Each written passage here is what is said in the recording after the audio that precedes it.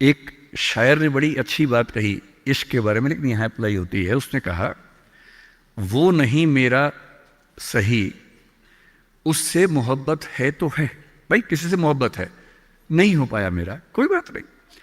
वो नहीं मेरा मगर उससे मोहब्बत है तो है। अब ये रस्मों और रिवाजों से बगावत है तो है। अगर मैंने एक सही बात कह दी और वो रस्म रिवाज के खिलाफ है तो है, मैं क्यों डरूंगा। जो मुझे ठीक लगा, अपने ईमान के मुताबिक लगा, मैंने कहा तो मैं करूंगा। तो जो बात मुझे अपनी ओर से शुरुआत में कहनी थी, मैंने आपसे, तनाव रहता ही होगा, पढ़ते होंगे, टेंशन होती होगी, कितना पढ़ें, टाइम मैनेजमेंट कैसे करें, ये सवाल भी आपके सामने। मैं आपसे, देखिए मेरा काम चीज़ों को आसान करना है। मैं दिल्ली में पढ़ाता हूँ आईएएस के बच्चों को, तो मैं उनको भी ये कहता हूँ कि चीज़ें मुश्किल तो कोई भी कर सकता है, चीज़ें आसान करना मुश्किल है, और हमें तो चीज़ें आसान करनी है। इस दुनिया में कोई भी ऐसा एग्ज़ाम नहीं जिसके लिए आपको 24 घंटे पढ़ने की ज़रूरत है। अगर आप दिन में 8, 10, एक लेवल के बाद 12 घंटे पढ़ते हैं तो ये बहुत है। इसलिए मैं आपसे कह रहा हूँ, शुरुआत के लिए 8 घंटे की पढ़ाई, 8 घंटे की नींद और 8 घंटे बाकी सब चीज़ें, खेलना कूदना, वो बहुत ज़रूरी है। यहीं से बात आती है मोटिवेशन की। एक ही है कि हमारा मोटिवेशन हमेशा कैसे रहे, और एक ये कि कभी कभी स्ट्रेस ज़्यादा हो जाता है, उस समय हम कैसे मैनेज करें। आपकी उम्र में स्ट्रेस ज़्यादा होने की वजह यह भी है कि आपके हार्मोन्स इस उम्र में ज़्यादा, उनमें वाइब्रेशंस होते हैं, तो मूड स्विंग ज़्यादा होते हैं। जैसे जैसे आप मैच्योर होते जाएंगे उम्र के साथ, आपके मूड स्विंग्स कम हो जाएंगे। जैसे आपके पेरेंट्स हैं, आप देखेंगे, स्पेशली फादर को आप देखेंगे, आपके फादर आमतौर पर इमोशनल बातों से बहुत प्रभावित नहीं होते होंगे। जैसे आप कहेंगे, पापा आज मेरी फ्रेंड ने मुझे छोड़ दिया, पापा कहेंगे कोई बात नहीं। आपके अंदर से आंसू छूट रहे हैं, आपका मन कर रहा है मैं क्या कर लूं, आग लगा दूं, जंगल में जाके क्या कर दूं, इमोशंस ऐसे उछल रहे हैं आपके, पापा क्या बोल रहे हैं, कोई बात नहीं, कोई और मिल जाएगा उससे बेहतर, ठीक है। ऐसा नहीं कि बहुत अभ्यास किया उन्होंने, उम्र बढ़ने के साथ साथ हमारे हार्मोन्स का बैलेंस चेंज होता है और आप बहुत मैच्योर हो जाते हैं। मैच्योर होने का सबसे बेसिक मतलब है कि आप किसी इमोशन में बह नहीं जाते, आप खुद के ऊपर कंट्रोल बेहतर रख पाते हैं, तो उम्र के साथ होगा। लेकिन अभी जैसे डिमोटिवेशन आपको होता होगा, करियर को लेकर सवाल मन में आता होगा कि आईएएस बनूं तो कैसे बनूं, कितना पढ़ूं, कितना ना पढ़ूं, ये सब सवाल आते होंगे। मैं तो आईएएस के लिए पढ़ाता हूं। अगर आप आईएएस की तैयारी करेंगे तो इनडायरेक्टली कहीं ना कहीं मुझे उससे फायदा ही होगा। पर ईमानदारी की बात यह है कि वो अकेला रास्ता नहीं है। एक बात को ठीक से, आईएएस बनने का मजा क्या है कि आपका सोचने का तरीका बहुत साइंटिफिक हो जाता है। आप फैक्ट्स पे बात करते हैं, तथ्यों पे बात करते हैं, आर्गुमेंट से बात करते हैं, इमोशन से बात नहीं करते हैं, समझदारी से बात करते हैं। हमारे देश में जो आबादी है, वो आबादी, अब सेंसस जब भी होगा पता लगेगा, पर हम मान के चलते हैं कि वो आबादी लगभग 145 करोड़ के आसपास इस समय हो चुकी है, पूरे इंडिया की बात अगर हम करें। 145 करोड़ में से अगर मैं कहूं कि जो लोग 21 साल या 18 साल से मान लीजिए 30 की उम्र के बीच में है, इन 12 साल में है, मेरे ख्याल से ये आबादी भी कम से कम 12, 15, 20 करोड़ के आसपास तो होगी ही होगी। अगर ये 20 करोड़ लोग सोचे कि मैं आईएएस बनना है, या इनमें आधे भी सोच लें, 10 करोड़ सोच लें, आपको ये समझना है कि आईएएस पूरे भारत में कुल मिला के 6000 होते हैं, जिनमें से भी 5000 लोग हैं। आईपीएस भी इतने ही होते हैं, 5-6 हजार के बीच में होते हैं।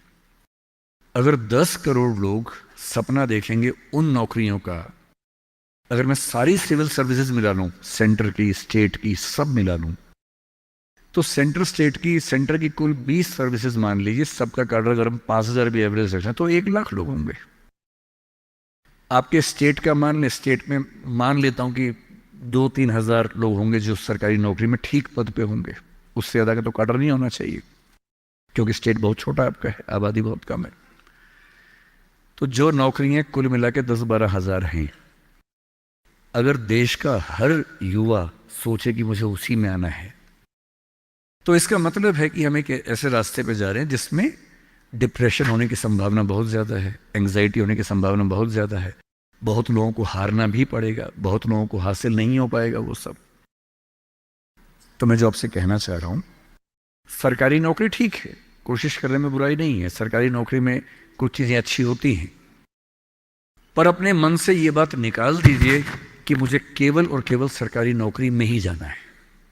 दुनिया में तमाम रास्ते हैं और मैं कुछ रास्ते आपको हिंट करता हूं इस चीज का। जैसे मैं खुद एक एग्जांपल हूं, मैं सरकारी नौकरी में रहा, मैं दिल्ली यूनिवर्सिटी में लेक्चरर था, पहले असिस्टेंट प्रोफेसर था, 2 कॉलेजेस में पढ़ाया मैंने वहां। फिर आईएएस का एग्जाम दिया, सिलेक्ट हो गया, उसमें 6-7 महीने वहां नौकरी की, फिर वो भी छोड़ा। अब मैं अपना काम करता हूं, सेल्फ एम्प्लॉयड हूं।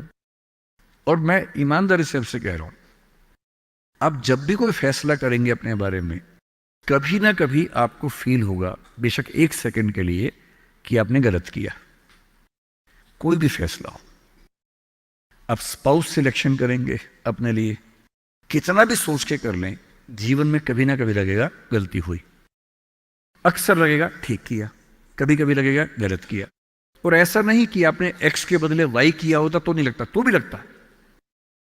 दिक्कत ये नहीं है कि मैं एक्स को चुनूं या वाई को चुनूं, आप जिसको भी चुनेंगे पूरा पैकेज साथ में आता है, अच्छी चीजें भी खराब चीजें भी।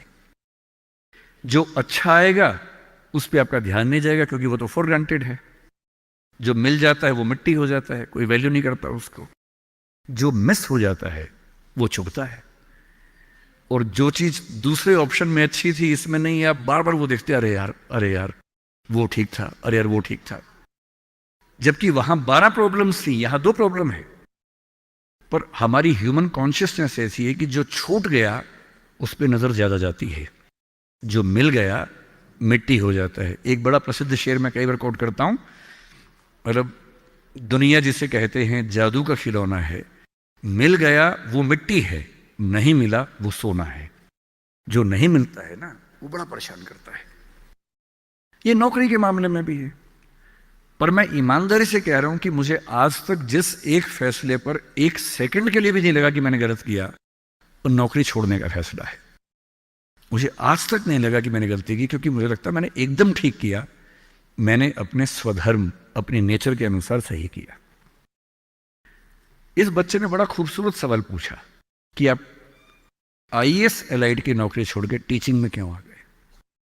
मैं इस सवाल में दूसरा सवाल जोड़ देता हूं। हमारे सामने प्रेम सिंह जी बैठे, मुख्यमंत्री जी बैठे, वो टीचिंग की नौकरी छोड़ के पॉलिटिक्स में क्यों आ गए। 2 एग्जाम्पल्स हैं आपके सामने। इन दोनों में एक तारतम्य है, एक रिदम है, एक लय है दोनों में। वो टीचर बने, उनको फील हुआ कि उनका स्वधर्म टीचिंग से ज्यादा कुछ और है। मैं आईएएस एलाइड में आया, मुझे लगा कि मेरा स्वधर्म इससे ज्यादा टीचिंग में है। स्वधर्म क्या होता है? आपने गीता पुस्तक का जिक्र सुना होगा, उसमें श्री कृष्ण ने स्वधर्म का जिक्र किया है। यहां बहुत सारे बच्चे बौद्ध समाज से होंगे, महात्मा बुद्ध ने भी इस बात पर खूब जोर दिया है। सारे धर्मों, सारे दर्शनों का जो सार है वो ये है, हर व्यक्ति हर काम के लिए फिट नहीं होता है।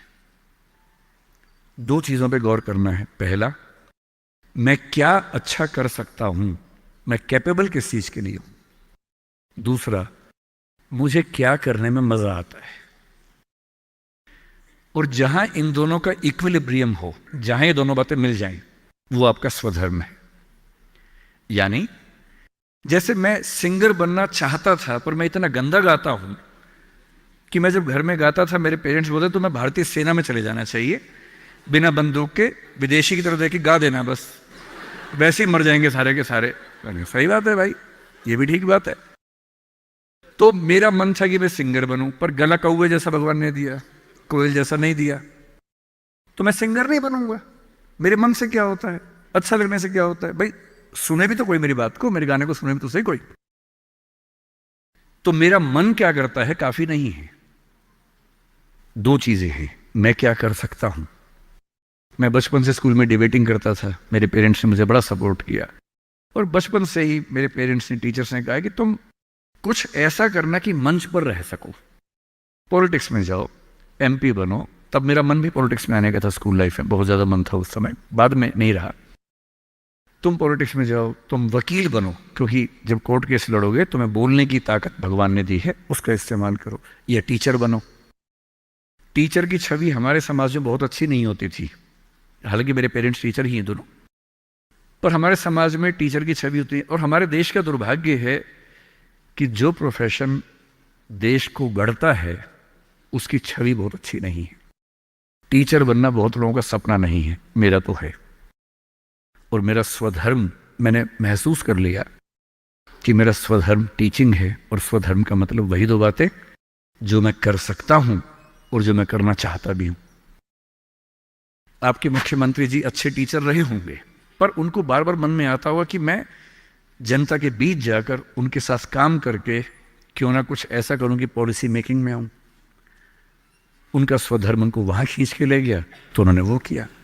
और इस दुनिया में जो भी सफल इंसान आपको देखे, कोई भी सफल व्यक्ति देखे, किसी भी फील्ड का हो, आप हमेशा देखेंगे वो वही व्यक्ति है जो अपने स्वधर्म पे चल रहा है, जिसने वही रास्ता चुना जो उसकी क्षमताओं यानी कि कैपेबिलिटीज और उसके इंटरेस्ट यानी कि उसकी इच्छाओं से मैच करता था।